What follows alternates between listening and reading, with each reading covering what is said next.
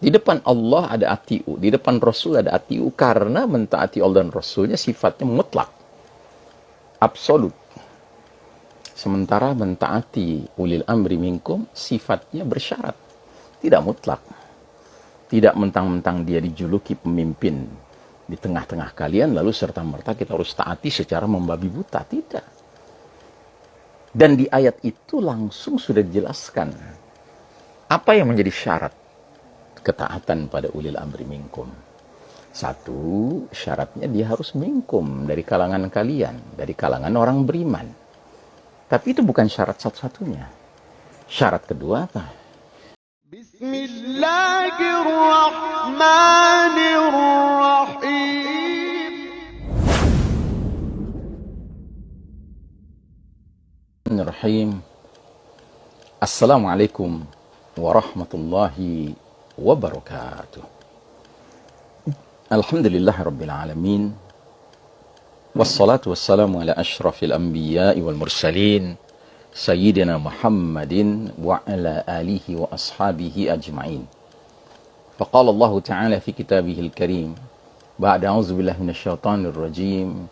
Ya ayyuhalladzina amanu taqullaha haqqa tuqatih wa la tamutunna illa wa antum muslimun.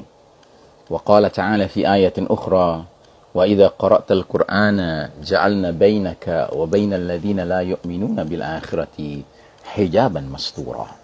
Amma ba'd. Saudaraku rahimakumullah, hari ini adalah hari Senin, tanggal 2 Agustus 2021, masih di bulan Dzulhijjah 1442 Hijriah. Saudaraku rahimakumullah, kita pada pekan lalu membicarakan tentang 3 fungsi tawasau. Tawasau bil haqqi, tawasau bis sabri, tawasau bil marhamah. Saling menasihati dengan kebenaran, saling menasihati dengan kesabaran, dan saling menasihati dengan kasih sayang. Dan masing-masing tawasau ini mempunyai fungsinya sendiri-sendiri. Tawasau bil haqq, fungsinya adalah hifdzul asalah, memelihara orisinalitas seseorang di atas kebenaran. Jangan dibiarkan dia menyimpang dari kebenaran, keluar dari orisinalitasnya. Tawasau bis sabr adalah dalam rangka hifdzul istimrar, memelihara kontinuitas seseorang di atas jalan yang benar. Jangan sampai seseorang itu berhenti, mandek, stagnan di atas jalan yang benar. Tapi hendaknya dia terus istimrar, continue, berjalan di atas jalan yang benar. Adapun tawasau bil marhamah, saling menasihati dengan kasih sayang, adalah dalam rangka hifdzul hayawiyah, memelihara vitalitas, memelihara kegairahan seseorang di atas jalan yang benar, ya. Jadi bisa saja seseorang itu tetap di atas jalan yang lurus, jalan yang benar. Bisa saja dia continue bergerak di atas jalan yang benar. Tapi kemudian karena gersangnya, karena kosongnya tawasau bil marhamah, akhirnya perjalanan di atas jalan yang benar itu, di atas jalan yang lurus itu terasa gersang, terasa tidak ada hayawiyah, tidak ada vitalitas, tidak ada kegairahan, ya. Nah, itu fungsi tawasau bil marhamah. Nah, kali ini kita akan sedikit mendalami tawasau bil haq, saling menasihati dengan kebenaran. Nah, yang perlu dipertanyakan, kebenaran itu dari mana? Kalau kita kembali kepada kitabullah, kita kembali kepada kalam Allah, kita kembali kepada firman-firman Allah Ta'ala, jelas Allah berfirman di antaranya dalam surah Al-Baqarah 147, ba'da a'udzubillahi minasyaitonir rajim, al-haqqu min rabbika fala takunanna minal mumtarin. Kebenaran itu datang dari Rabbmu, dari Allah Ta'ala. Karenanya janganlah kamu termasuk orang-orang yang ragu, Ya.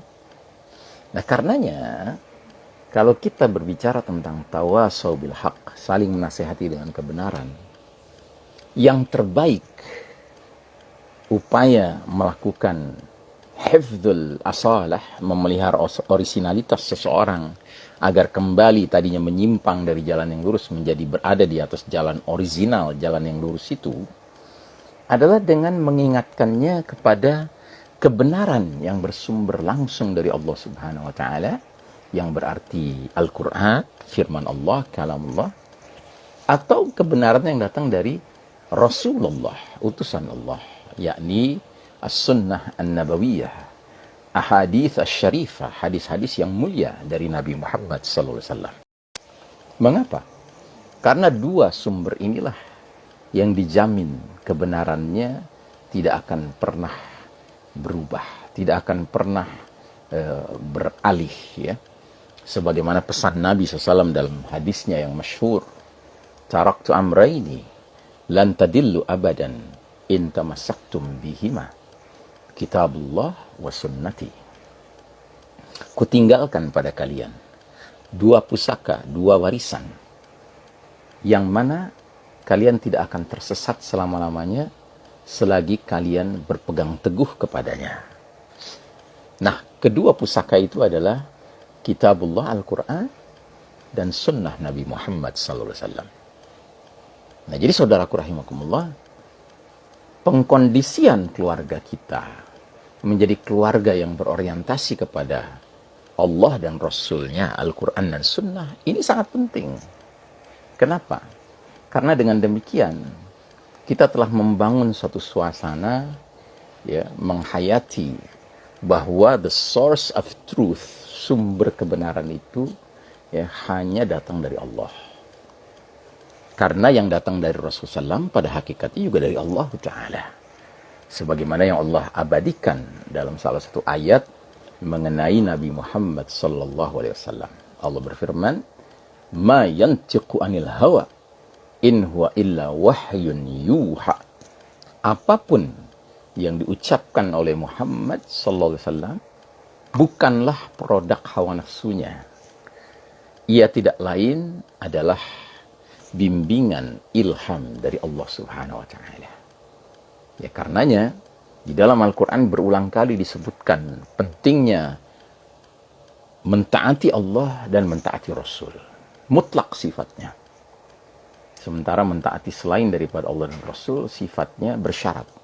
Syaratnya apa? Syaratnya kesesuaian dengan Allah dan Rasulnya. Kalau dia sesuai, ikuti. Tapi kalau tidak sesuai, maaf. Allah dan Rasulnya lebih utama kita ikuti. Nah, ini berlaku untuk apa saja. Karenanya, ayat tentang kepemimpinan membedakan antara bagaimana bersikap kepada Allah, kepada Rasul, dan kepada pemimpin. Tidak ada ceritanya dalam ajaran Islam, pemimpin itu kemudian dipatuhi secara mutlak. Tidak ada. Yang ada adalah bersyarat. Silahkan dilihat surat An-Nisa ayat 59. Allah Ta'ala berfirman, "Ya ayyuhalladzina amanu, ati'ullaha wa ati'ur rasulah wa ulil amri minkum."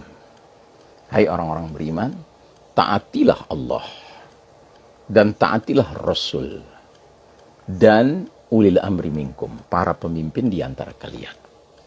Unik sekali, kan? Di depan Allah ada kalimat ati'u, taatilah. Di depan Ar-Rasul ada kalimat ati'u, taatilah. Tetapi di depan ulil amri minkum tidak ada kata ati'u, taatilah. Mengapa? Meminjam istilah dari Syekh As-Sabuni, Ali As-Sabuni rahimahullah, seorang ulama dari Suriah, dalam kitab tafsirnya terhadap surat An-Nisa 59 ini, dia mengatakan, di depan Allah ada ati'u, di depan Rasul ada ati'u, karena mentaati Allah dan Rasulnya sifatnya mutlak, absolut. Sementara mentaati ulil amri minkum sifatnya bersyarat, tidak mutlak. Tidak mentang-mentang dia dijuluki pemimpin di tengah-tengah kalian, lalu serta-merta kita harus taati secara membabi buta. Tidak. Dan di ayat itu langsung sudah dijelaskan apa yang menjadi syarat ketaatan pada ulil amri minkum. Satu, syaratnya dia harus minkum, dari kalangan kalian, dari kalangan orang beriman. Tapi itu bukan syarat satu-satunya. Syarat kedua apa? Fa in tanaza'tum fi syai'in farudduhu ilallahi war rasuli. Dan jika kalian berselisih pendapat, berbeda pendapat tentang suatu perkara, maka kembalikanlah urusannya kepada Allah dan Rasul, Al-Quran dan Sunnah. Ya, jadi si pemimpin tersebut, di samping dia harus minkum dari kalangan kaum beriman, dia harus punya komitmen untuk menyelesaikan segala jenis persengketaan, perselisihan, dispute di tengah masyarakat dengan mengembalikan urusannya hanya dan hanya kepada Allah dan Rasulnya, kitabullah was sunnah. Nah, kalau sudah demikian perilaku pemimpin, maka rakyat umat wajib mematuhinya, mengikutinya. Ya. Bahkan Ibnu Katsir mencatat selanjutnya dalam ayat itu sampai dikatakan in kuntum tu'minuna billahi wal yawmil akhir. Jika kalian benar-benar beriman pada Allah dan hari akhir. Artinya syarat pemimpin dari kalangan orang beriman mengembalikan semua urusan kepada Al-Quran dan Sunnah dalam berbagai pertikaian, itu bahkan menjadi bukti, indikasi, adakah kalian beriman pada Allah dan hari akhir. Jika kalian beriman pada Allah dan hari akhir, kalian hanya mau memiliki pemimpin yang selalu mengembalikan semua urusan pada kitabullah wa sunnah, Al-Quran dan Sunnah. Saudaraku rahimakumullah, kita jumpa lagi insyaallah pada kesempatan berikutnya. Sallallahu alaihi nabiyana Muhammadin wa ala alihi wa sahbihi sallim tasliman. Walhamdulillahirabbil alamin. Wassalamualaikum warahmatullahi wabarakatuh. Ya salli wa sallim